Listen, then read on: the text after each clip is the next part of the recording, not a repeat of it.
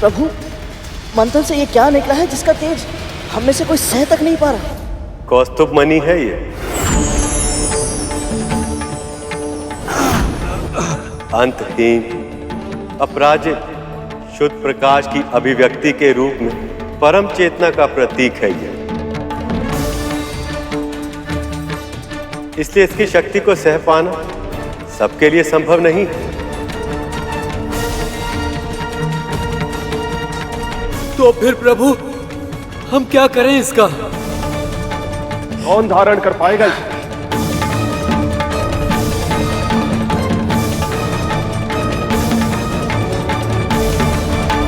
हम सब इस विशाल समुद्र को मथ के इसमें भीषण असंतुलन उत्पन्न कर रहे हैं। कितनी असुविधा पहुंचा रहे हैं हम इसे।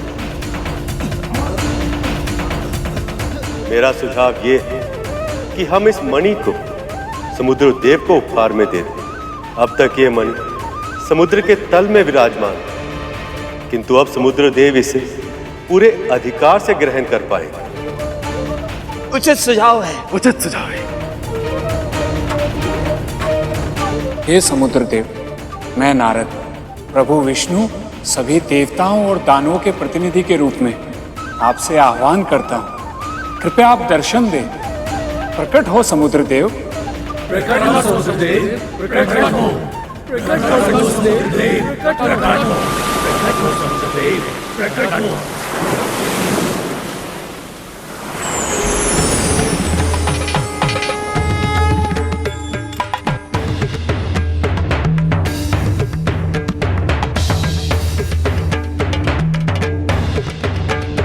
हे समुद्र देव, कृपया इस मणि को ग्रहण करें और हम सबको कृतार्थ करें।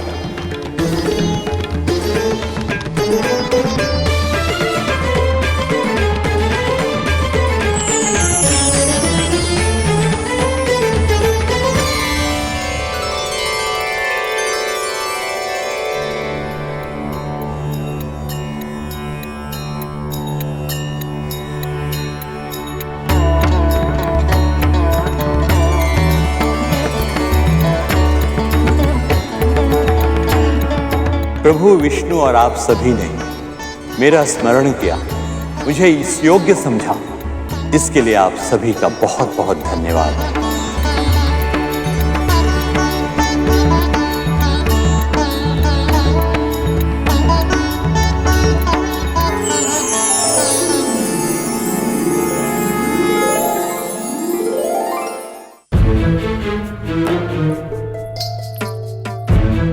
हो गया बाबा।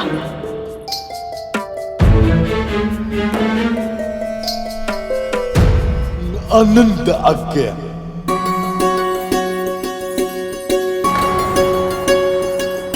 मुझे विश्वास है तेरे इस लेप से मैं शीघ्र स्वस्थ हो जाऊंगा। यदि ऐसा हुआ तो मेरी आत्मा तुझे ऐसा आशीर्वाद देगी कि तेरा जीवन निहाल हो जाएगा।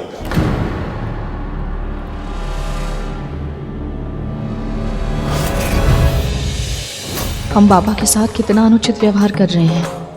उन्हें तो ज्ञात ही नहीं है कि लेप कद्रू दीदी ने नहीं, मैंने लगाया है। ये कैसे संभव है धूमल? गुरु दत्तात्रेय को सत्य पता नहीं लगा? या फिर वो भी कहीं माँ की चाल के उत्तर में कोई खेल खेल रहे हैं। यदि ऐसा हुआ तो माँ बहुत बड़ी समस्या में फंसने वाली है। तक तू आनंद आ गया। समय आने पर तुम्हें अपने कर्मों का फल दूंगा कद्रू। बस देखना ये है कि मेरा आशीर्वाद पाने के लिए तुम कितनी सीमाएं लांघ सकती हो।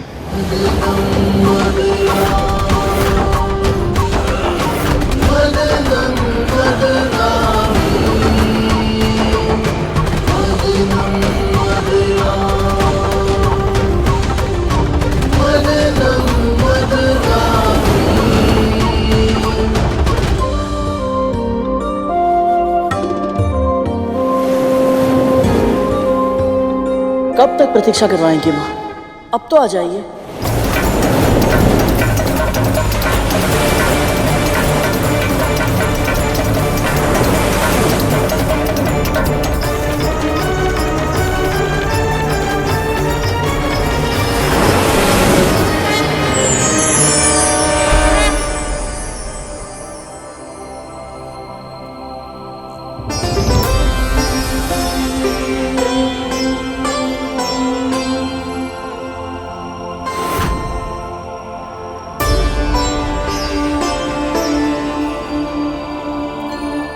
कल्प वृक्ष?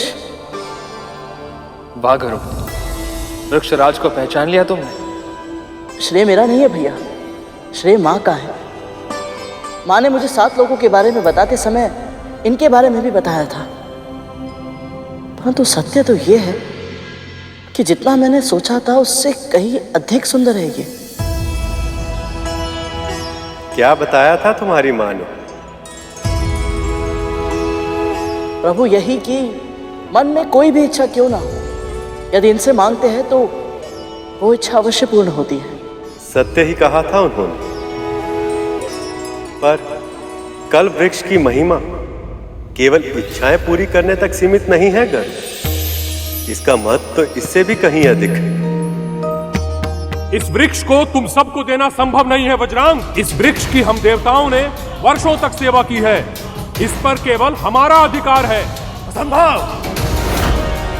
स्वर्ग पर केवल हम असुरों का राज है अग्नि, और इस नाते स्वर्ग की प्रत्येक वस्तु पर केवल और केवल हमारा अधिकार है, इस कल्प वृक्ष पर भी। दुखद तो ये है कि जो इसके लिए झगड़ा कर रहे हैं वो ये जानते तक नहीं। बस वज्रांग, रुक जाइए आप लोग। जो सबकी इच्छाएं पूरी करते हैं उनके लिए झगड़ने से पहले आप दोनों पक्ष कल्पवृक्ष से तो पूछ लीजिए कि वो कहां रहना चाहते हैं।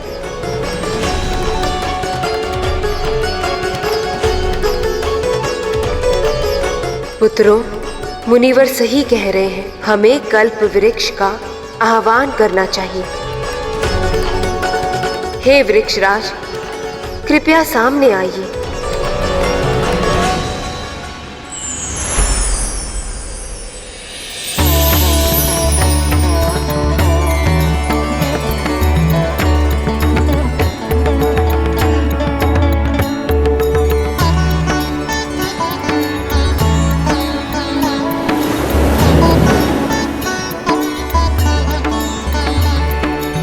दोनों पक्ष एक एक करके अपनी इच्छा प्रकट कीजिए। मैं किसी का भी चुनाव करूं, पर आप दोनों की इच्छाएं अवश्य पूरी करूंगा, और इसी क्रम में मैं निश्चित भी कर लूंगा कि मैं किसके साथ रहना चाहता हूं। वज्रांग, राहु, क्या सुझाव है तुम सबका? अग्नि, वायु, क्या मांगना चाहिए मुझे?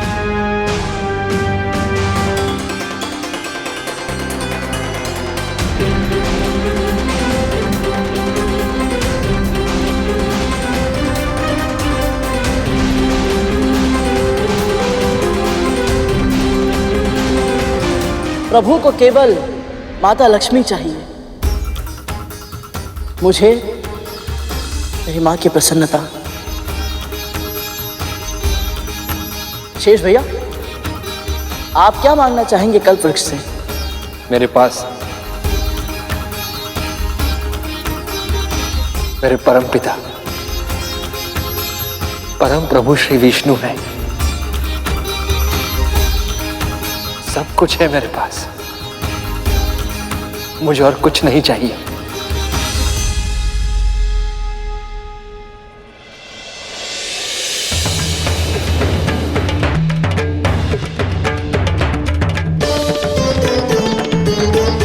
बोलिए असुरराज, क्या इच्छा है आपकी?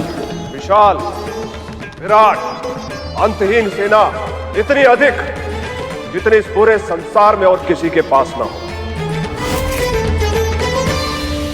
तथास्तु।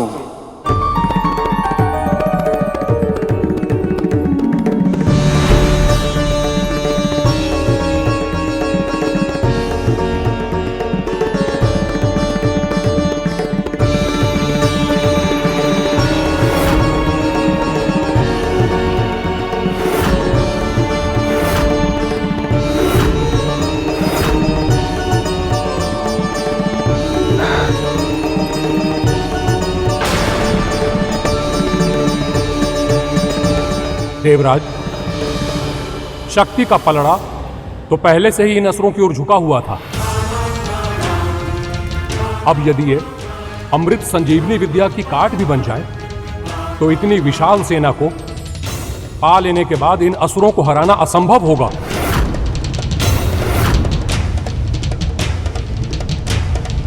मेरा सुझाव है देवराज की कुछ ऐसा मांगिए जिसकी सहायता से इस असंख्य सेना को एक बार में ही मारा जा सके।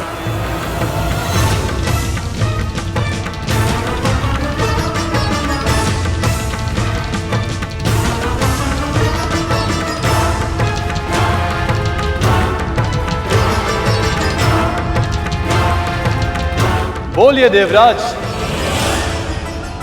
क्या निर्णय किया आपने? असुर तो अब पहले से भी अधिक शक्तिशाली हो गए। देवराज ऐसा क्या मांगेंगे जो इन्हें असुरों से भी अधिक शक्तिशाली बना सके?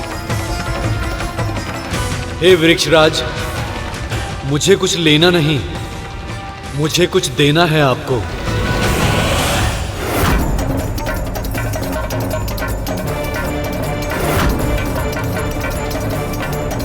कहीं देवराज इंद्र अपने अहंकार में पुनः कोई भूल न कर बैठे और समुद्र मंथन सफल न हो पाए।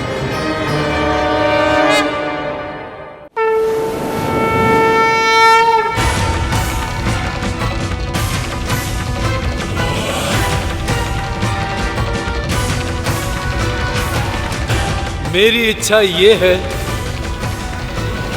कि मेरा अभिमान, मेरा अहंकार मुझसे दूर हो जाए वृक्षराज।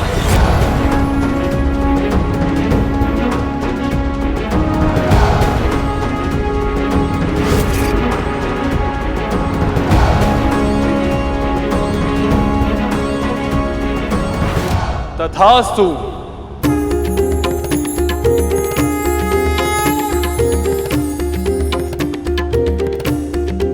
देवराज इंद्र ने भौतिक वस्तुएं ना मांगकर स्वयं के उत्थान के लिए अपने अभिमान का त्याग किया है, इसलिए मैं इन्हीं के साथ रहूंगा।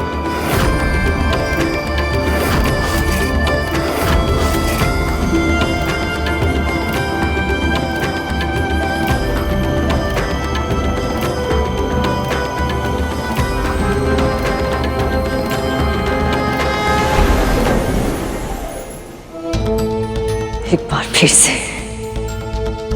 से ये देवता जीत गए, लेकिन अगली बार मैं ऐसा नहीं होने दूंगी।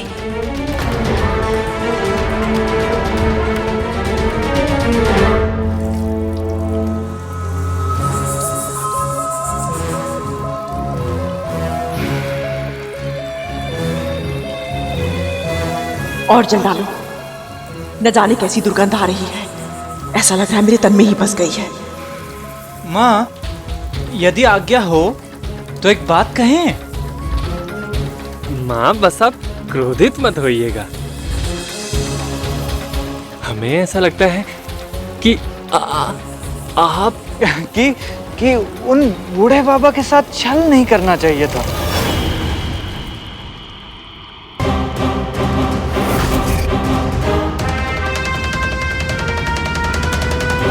अब तुम दोनों मुझे बताओगे कि मुझे क्या करना चाहिए और क्या नहीं। जितना बोला है उतना करो, जल डालो।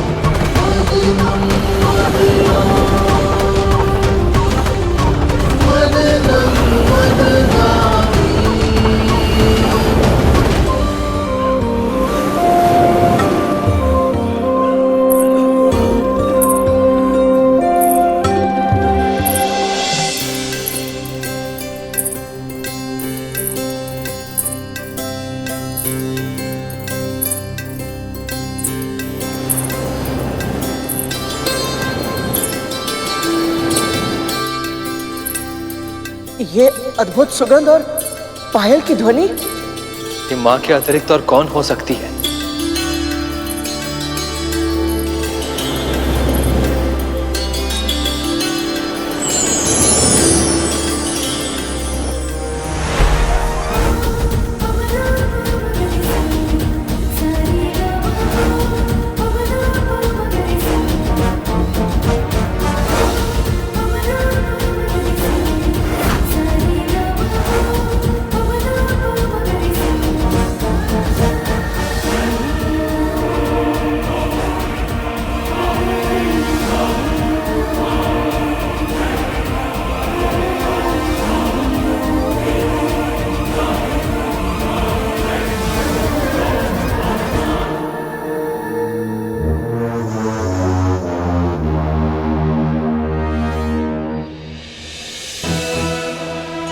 ये स्त्रियां कौन है? रंभा।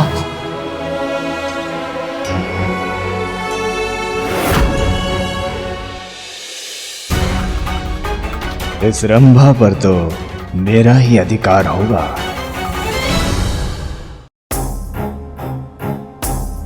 सुंदरी, तुम्हारा आकर्षण तो अधिक है सुंदरी।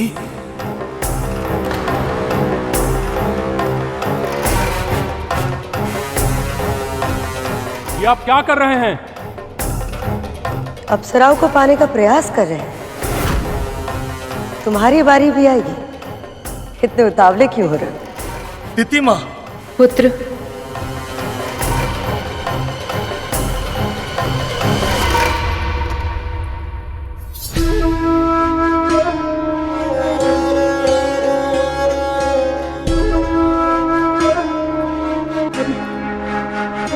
क्या हुआ? चिंतित क्यों है? जो कष्ट मुझे हुआ था वही कष्ट अब महारानी को भी हो रहा है बाबा। तुझे तो प्रसन्न होना चाहिए। नहीं बाबा, मैं तो सदैव यही प्रार्थना करती हूँ कि मेरी मति इतनी भ्रष्ट कभी ना हो कि किसी और को कष्ट में देखकर मुझे प्रसन्नता मिले। इतनी पीड़ा सहने के बाद भी इसके मन में कोई कड़वाहट नहीं है। कितना निर्मल मन है इसका, कितना शुद्ध। समझ चाहता है कि अब परिवर्तन का शंख बज उठे। कल बहुत से प्राणियों की आशाओं पर हिमपात होगा, पर कुछ के जीवन के मरुस्थल में प्रसन्नता के फूल भी खिलेंगे। कल मुझसे भोर में मिलने आना विंदा। कल कुछ ऐसा होगा जिसकी तूने कल्पना तक नहीं की होगी।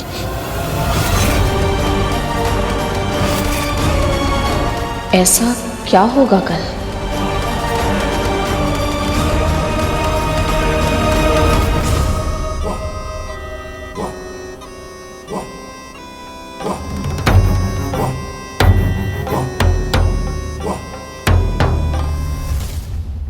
हा, उत्तम, अति उत्तम। सुंदरी, विवाह कर लो मुझसे। तुमसे ही क्यों? मुझसे क्यों नहीं? पहले प्रस्ताव मैंने दिया है इसे, परंतु देखा ही नहीं, पहले मैंने था। समुद्र के हृदय से निकलते ही ये वज्रांग के हृदय में बस गई। प्रभु, स्त्रियों का तो सम्मान करना चाहिए। ये सब तो कितना अनुचित व्यवहार कर रहे हैं सबके साथ। ये अप्सराएं मन के भीतर छुपी कामना की प्रतीक हैं गरुड़। इससे जब तक उस कामना पर नियंत्रण नहीं होता तब तक ना तो ये विवाद सुलझेगा और ना ही देवी लक्ष्मी प्रकट होगी। विवाह तो केवल मेरा होगा। राहु, बड़ा मैं हूं, विवाह मैं ही करूंगा।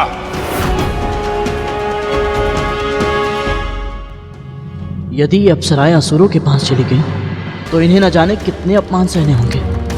नहीं, मैं ऐसा नहीं होने दे सकता। मुझे कुछ ऐसा करना होगा ताकि असुर अपनी कामना पर नियंत्रण रखे, अन्यथा ये मंथन पुनः शुरू नहीं हो पाएगा।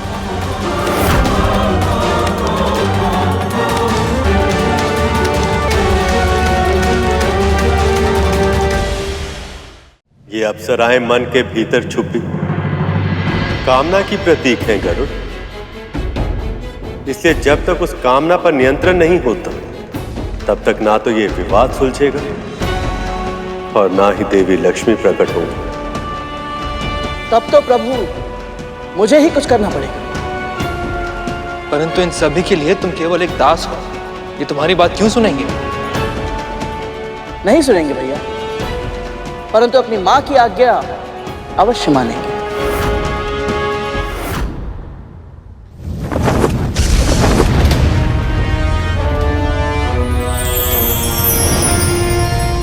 पिता, विवाह तो केवल मेरा होगा। राहु, मेरी माँ उचित ही कहती है। क्या कहती तुम्हारी माँ? यही कि अंत समय वनप्रास में बिताना ही श्रेष्ठ होता है।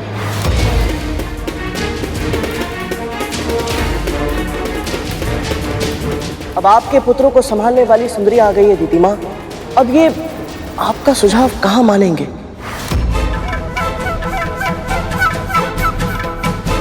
इसीलिए उचित यही होगा कि आप वन में या पिताजी के आश्रम में जाकर तपस्या करें।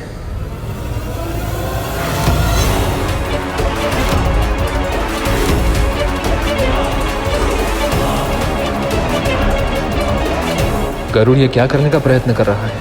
मैं तपस्या करने चली जाऊं ताकि ये देवता मेरे पुत्र को मूर्ख बना सके। राहु बड़ा मैं हूं, विवाह मैं ही करूंगा। अच्छा, तो ये अप्सराएं षड्यंत्र है मेरे पुत्रों के विरोध। लगता है तीर निशाने पे लग गया। लगता है गरुड़ की योजना सफल हो रही है। पुत्रों,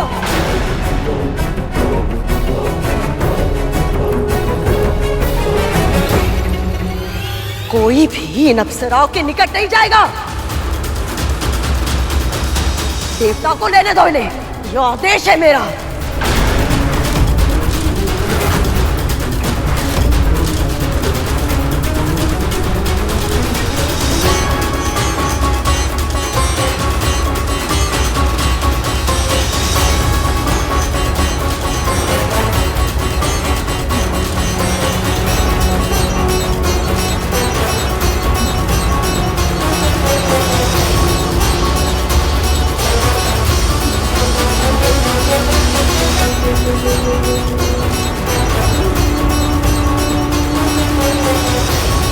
बागर, तुमने बिना कुछ किए ही अप्सराओं का निर्णय देवताओं की ओर करवा दिया।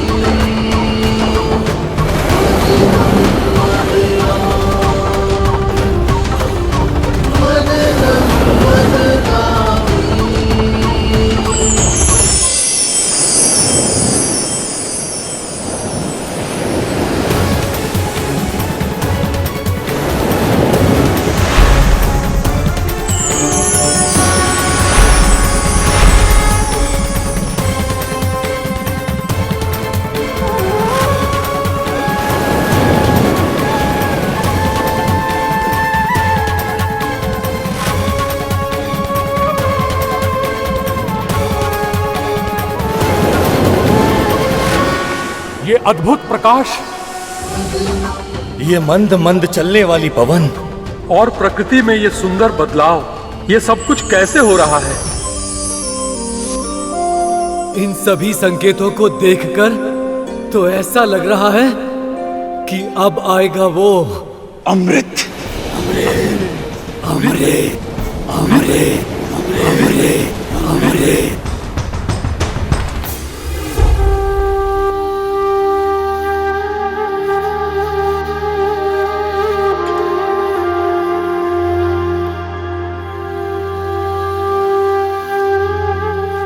भोर में मिलने आना विंदा।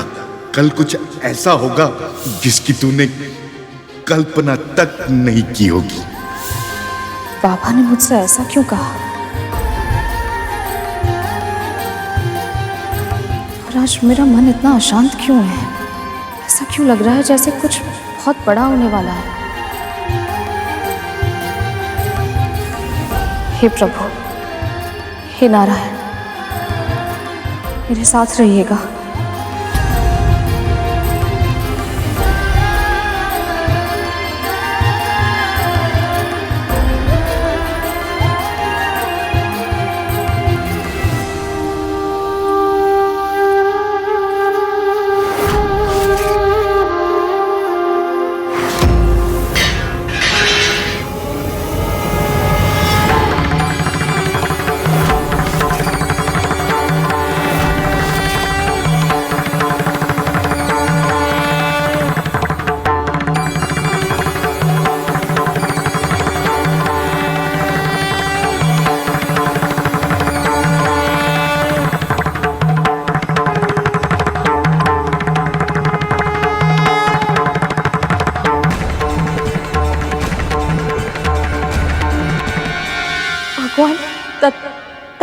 रहे आप? कल्याण, तुम मुझे एक साधारण, असहाय, दीनहीन, बूढ़ा रोगी समझकर अपने घर लाई थी, पर मैं वही दत्तात्रेय हूं जिसने अग्नि, वायु, जल, आकाश, पृथ्वी, सूर्य, चंद्रमा, कबूतर, अजगर, समुद्र, मछली, हाथी, कुंवारी कन्या, बालक, कूरर पक्षी, बाण बनाने वाले, मधुमक्खी, सर्प, मकड़ी और भृंगी कीट जैसे 24 गुरुओं से शिक्षा लेकर अपना ज्ञान अर्जित किया है। और अब मैं इस जगत में मुक्त भाव से विचरण करता हूं। मैंने तुम्हारे धैर्य और श्रद्धा के बारे में बहुत सुना था, इसलिए परखने चला आया। तूने मुझे तनिक भी निराश नहीं किया। पूरे मनोयोग से, बिना किसी स्वार्थ के, जिस तरह तूने मेरी सेवा की है, उससे मैं बहुत प्रसन्न हूं विंता। इसलिए अब मैं तुझे वरदान देना चाहता हूं। मन में जो इच्छा है मांग ले। मुझ जैसी साधारण दासी को आपने अपनी सेवा का सौभाग्य दिया। बिना मांगे सब कुछ मिल गया है मुझे। अब मुझे और कुछ नहीं चाहिए। तूने मेरी सेवा निस्वार्थ भाव से तो की ही, किंतु अब मेरे दर्शन पाने के बाद भी तेरे मन में लोभ नहीं जागा। तेरे मस्तिष्क में किसी अभिलाषा का विचार तक नहीं आया, और इसलिए अब मैं तेरी झोली में वो सब डालूंगा, पूरी तरह सुपात्र होने के पश्चात भी, जिसके लिए तू वर्षों तक तरसी है। दासत्व का जो दंश तुझे दिन प्रतिदिन दसता है, अब तुझे उस दासत्व से मुक्ति मिल जाएगी।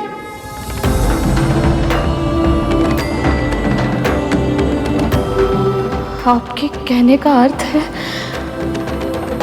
आज से मेरा पुत्र और मैं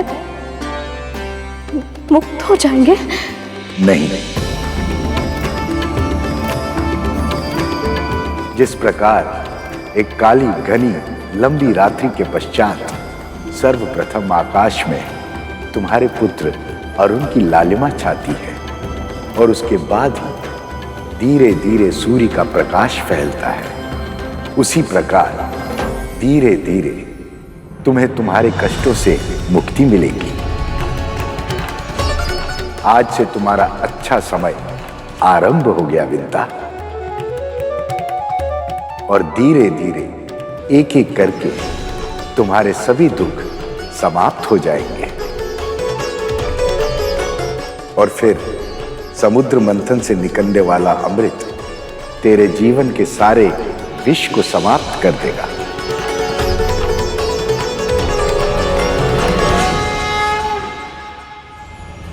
कल्याण।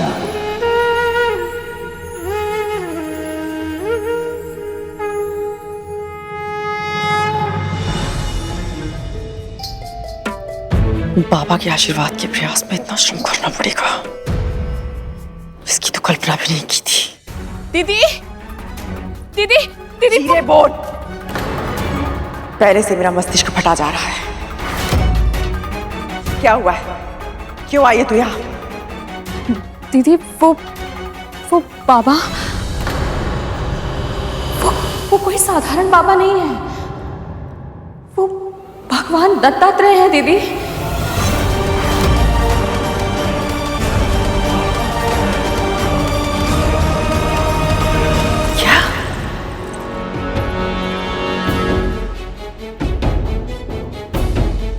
क्या कहा तूने?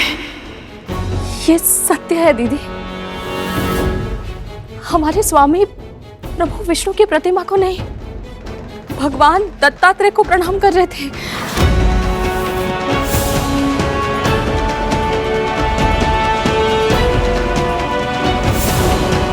अभी अभी उन्होंने मुझे साक्षात दर्शन दिए हैं दीदी। संभव नहीं है, ये संभव नहीं है।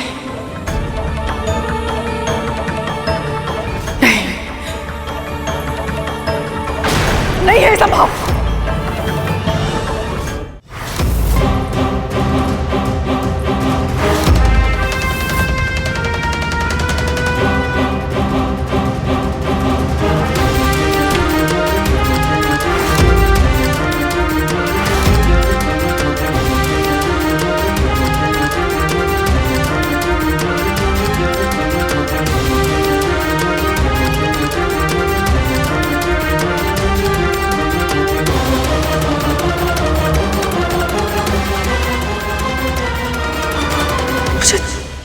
दर्शन भी नहीं दिया भगवान ने।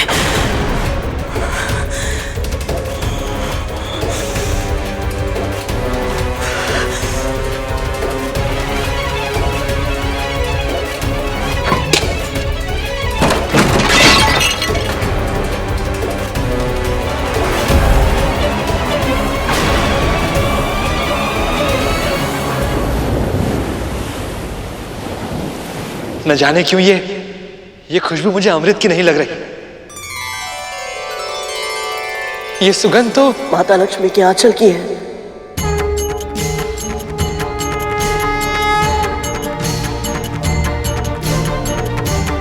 सही पहचाना गरुड़।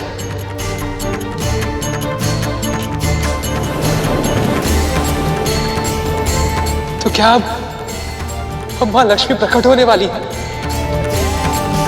मन तो मेरा भी यही कह रहा है भैया, परंतु सटीक अनुमान लगाना भी तो संभव नहीं है। प्रभु आपको क्या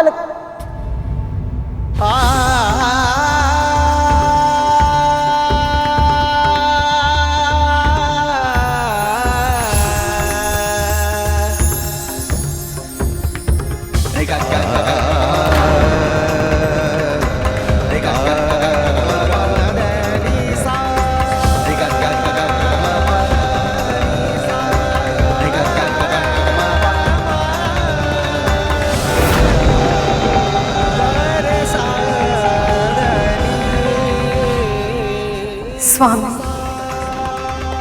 हमारे इस विरह की अवधि हमारी पुनर्मिलन की प्रतीक्षा समझकर बिताइएगा। अभी हमें जाना होगा प्रभु।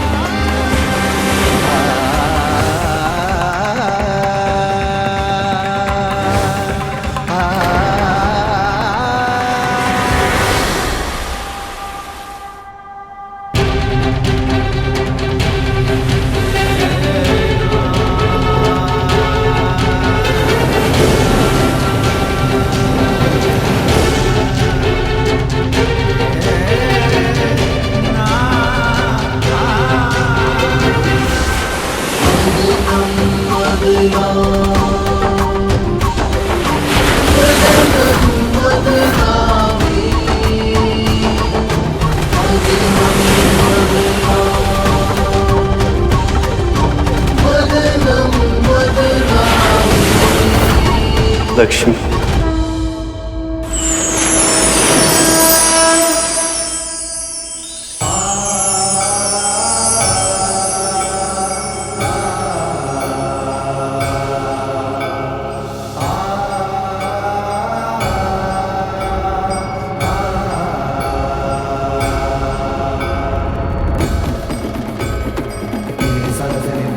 आज दल वाला कमल, इस पर तो माता लक्ष्मी विराजती है ना? हाँ गरुड़। और देखो, उस कमल के आगे दो हाथी भी चल रहे हैं। वो देखिए, ऊपर आकाश में।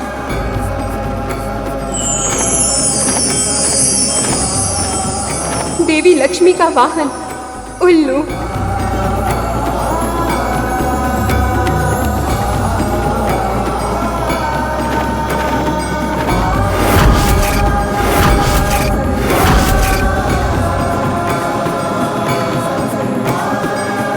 मां के आगमन के सभी संकेत स्पष्ट हो चुके हैं प्रभु। आपकी प्रतीक्षा समाप्त हुई। अपनी आंखें खोलिए प्रभु, मां का साक्षात्कार कीजिए। ये संभव नहीं है शेष।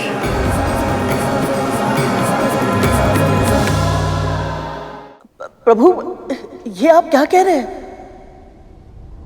माता लक्ष्मी से मिलने के लिए आप इतने व्याकुल थे, और अब जब वो पल आ गया तो आप आंखें खोलकर उन्हें क्यों नहीं देख रहे? मैं इतना प्रसन्न हूं, इतना उत्साहित हूं कि मुझे भय लग रहा है गरुड़, कि कहीं ऐसा ना हो जाए कि मैं अपनी ऊर्जा पर नियंत्रण ही ना रख पाऊं।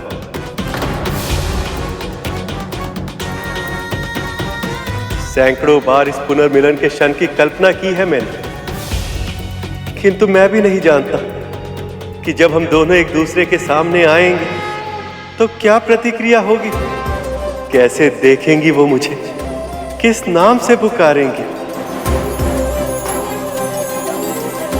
बस यही सोचकर मेरे हृदय की गति बढ़ती जा रही।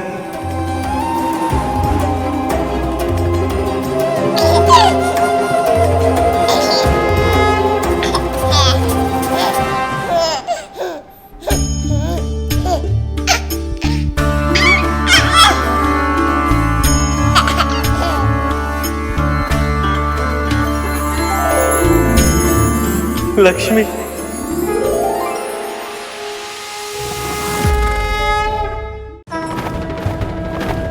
प्रभु मैं समझ नहीं पा रहा हूं, माता लक्ष्मी ने शिशु रूप में दर्शन क्यों दिए?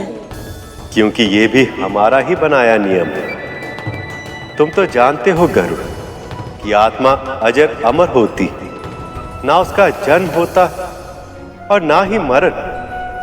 आत्मा जब एक नए तन को धारण करती है तो उसकी नई यात्रा का आरंभ बाल्यावस्था से ही होता है।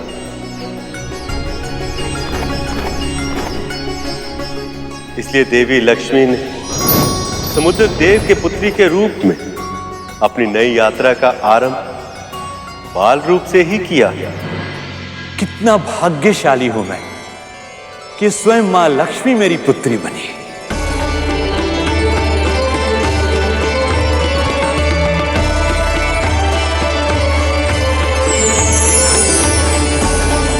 हमें भी अपने इस सखी के दिव्य रूप के दर्शन करने हैं। मां ने इस रूप में आकर चमत्कार कर दिया प्रभु। इनके कारण मां पार्वती और मां सरस्वती के दर्शन भी हो गए, और यहाँ का वातावरण और भी अधिक पवित्र हो गया।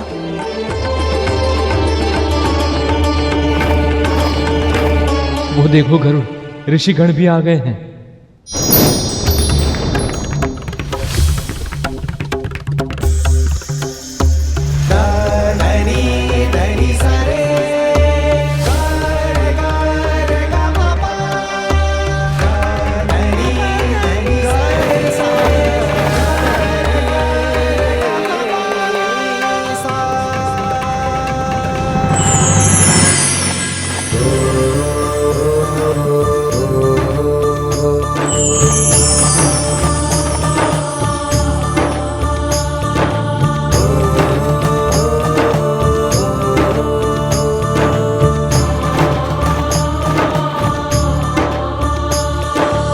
लक्ष्मी, अब आप अपने मूल स्वरूप में आने की कृपा करें।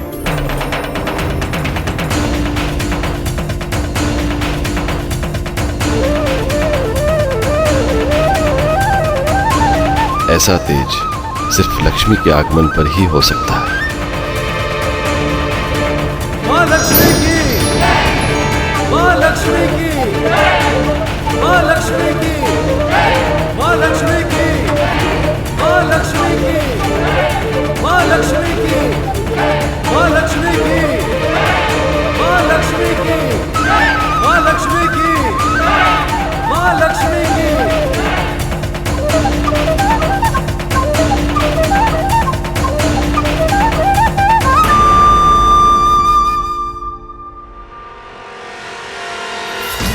माता लक्ष्मी की, माता लक्ष्मी की, माता लक्ष्मी की, माता लक्ष्मी की, माता लक्ष्मी की, माता लक्ष्मी की, माता लक्ष्मी की, माता लक्ष्मी की।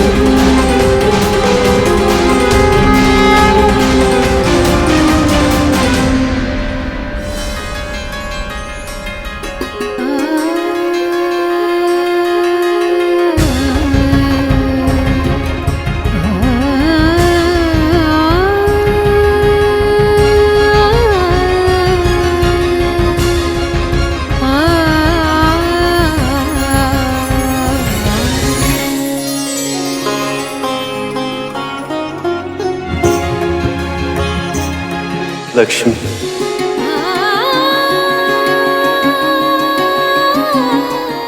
इस क्षण की प्रतीक्षा में हर पहर युगों की तरह बीतता है।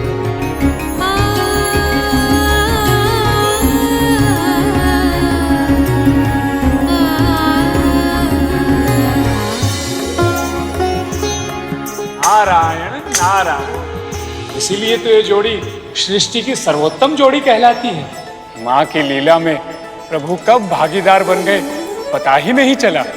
नारायण नारायण। भैया, नारद मुनि ने बिल्कुल सत्य कहा। जब से मैं वैकुंठ आया हूं, मुझे यही लगता था कि सब कुछ होते हुए भी कोई कमी है। आज इन दोनों को इस तरह मुस्कुराते हुए देखकर अब समझ आया कि वो कमी किस बात की थी। मां के दर्शन मैंने पहले भी किए थे और तब वो उदासी थी। मुस्कुराते तो प्रभु भी थे, परंतु इनकी मुस्कुराहट की चमक इनकी आंखों में नहीं दिखती थी। और आज भले ही प्रभु और मां लक्ष्मी मिल नहीं पाए, परंतु इनके एक साथ एक स्थान पर होने से ही ऐसा प्रतीत होता है जैसे जैसे सारे संसार की प्रसन्नता लौट आई है। माँ लक्ष्मी की जय, माँ लक्ष्मी की जय, माँ लक्ष्मी की जय, माँ लक्ष्मी की जय, माँ लक्ष्मी की जय, माँ लक्ष्मी की जय। माँ, जब आपने ये पूरी लीला रची ही है, हम सबको इसका भागीदार बनाया ही है, तो अब हमें आप इसका पूर्ण आनंद लेने दीजिए। क्या चाहते हैं आप सब? हम सब आपका अभिषेक करना चाहते हैं माँ। अभिषेक? ये तो बहुत ही प्रसन्नता की बात है।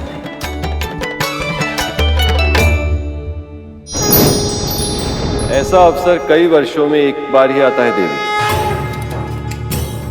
आज्ञा दे दीजिए।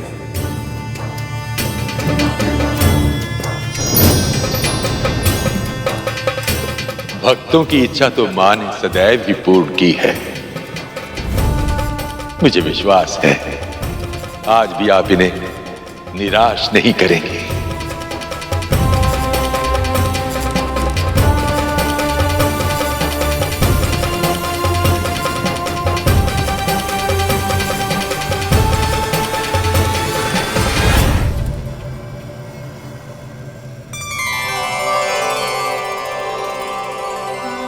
ये मेरी माँ के सुकर्मों का ही फल है कि मैं इतने सौभाग्यशाली क्षणों का साक्षी बन पा रहा हूँ। बस माँ और विमाता भी यहाँ उपस्थित होते तो उन्हें भी नारायण और लक्ष्मी माँ के मिलन देखने का सौभाग्य प्राप्त होता।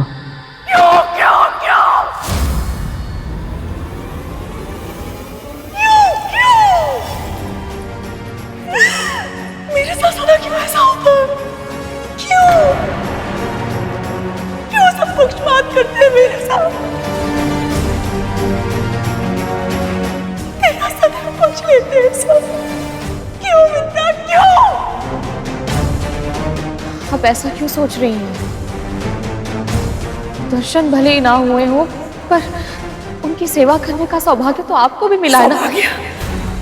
जो मुझे मिला है दीदी उसे सौभाग्य कहती है तो सौभाग्य ही सही।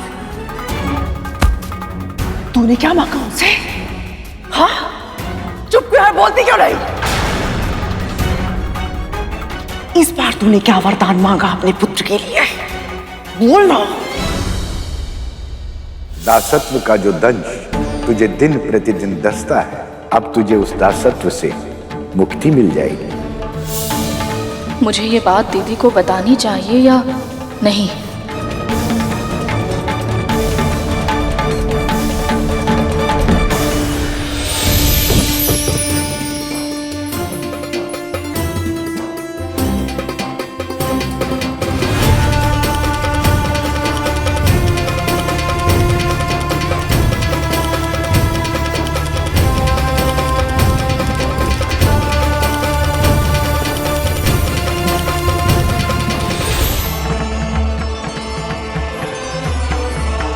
माता लक्ष्मी पर पत्तों और फूलों की वर्षा। देवी लक्ष्मी नए जीवन और समृद्धि का प्रतीक है। इसीलिए भूमि देवी ने अपना उपहार समर्पित कर रही हैं।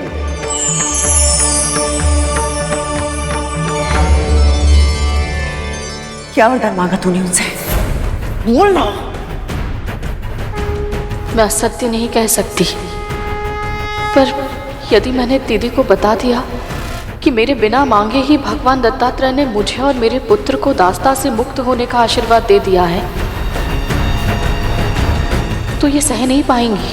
क्या करूं मैं? मौन रहने से मुक्ति नहीं मिलेगी तुझे। जब तक मेरे प्रश्नों के उत्तर नहीं दे देती, तू यहां से नहीं जाएगी।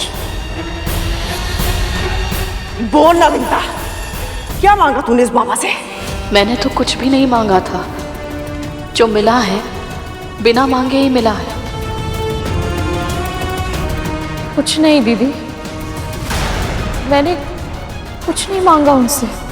कुछ नहीं? ये कैसे संभव हो सकता है? झूठ बोल रही है ना तू? मैं झूठ नहीं बोलती दीदी। मेरे लिए तो बस इतना ही पर्याप्त था कि मुझे उनके दर्शन मिल गए। मैं इतनी भावुक हो गई थी कि ना मैं कुछ सोच पाई ना कुछ मांग पाई। पर उन्होंने मुझे दर्शन क्यों नहीं दिए? तुझसे कमी सही, सेवा तो मैंने भी की थी ना। मुझे कुछ भी दिए बिना कैसे जा सकते हैं वो? उन्होंने दिया है दीदी।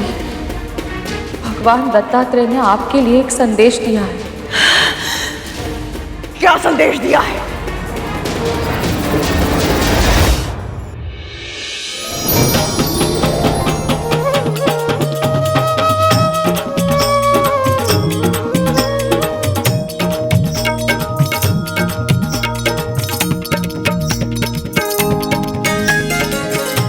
माता लक्ष्मी के आने की खुशी में ये मेघराज कितना मोहक नृत्य कर रहे हैं।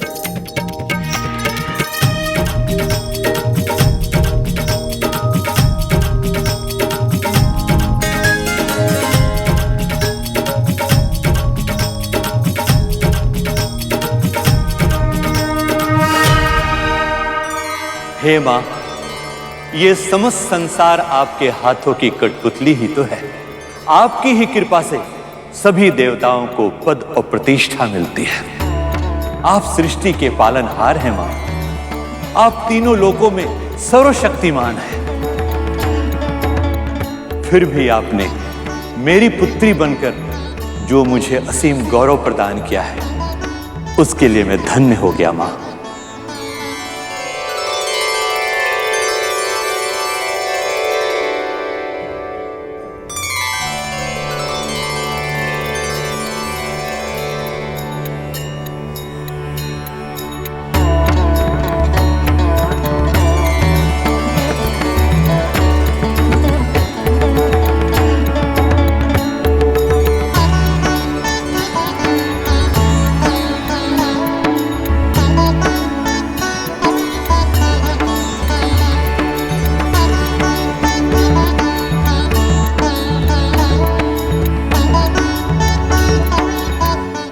इन पीले वस्त्रों में मां को देखकर ऐसा लग रहा है कि मां प्रभु के रंग में ही रंग गई है।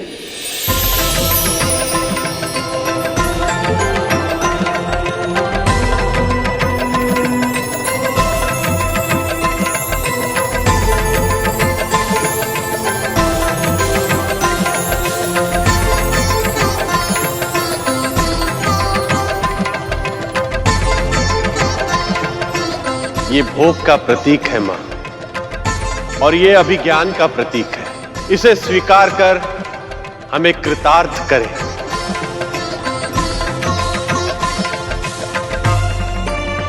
ये कभी न मुरझाने वाली माला है, इसे स्वीकार कीजिए।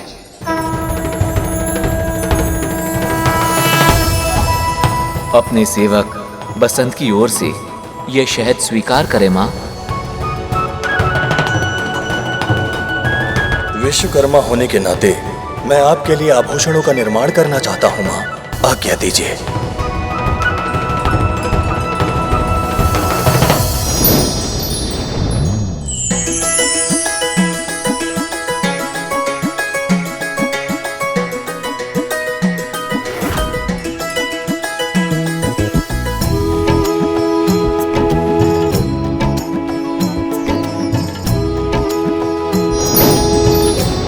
अपनी सखी की ओर से ये मोतियों की माला स्वीकार कीजिए देवी।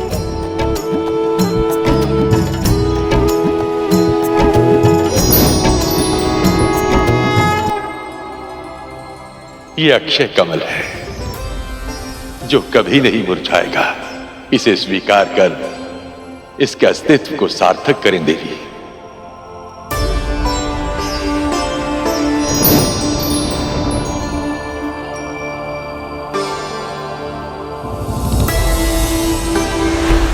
मां, मेरी ओर से ये तुच्छ भेंट स्वीकार करें।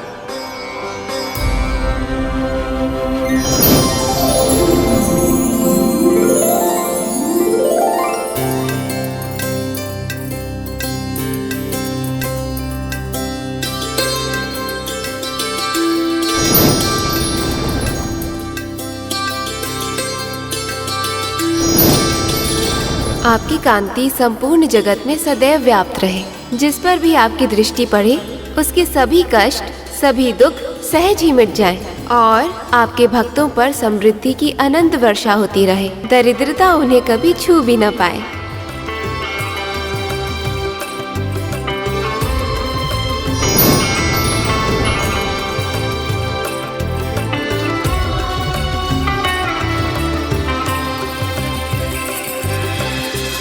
अद्भुत देवी, अद्भुत। सौभाग्य का प्रतीक है ये कुमकुम, इसे स्वीकार करें मां।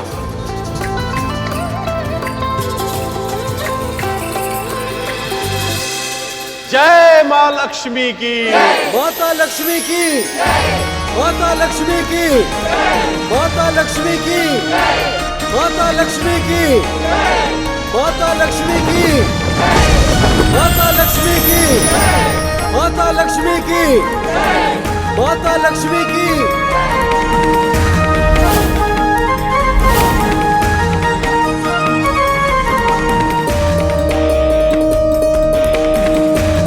मेरे पास आपको भेंट देने के लिए कुछ नहीं है माँ, इसलिए मैं कुछ देने नहीं मांगने आया हूँ। अब प्रभु विष्णु की प्रतीक्षा का अंत करें।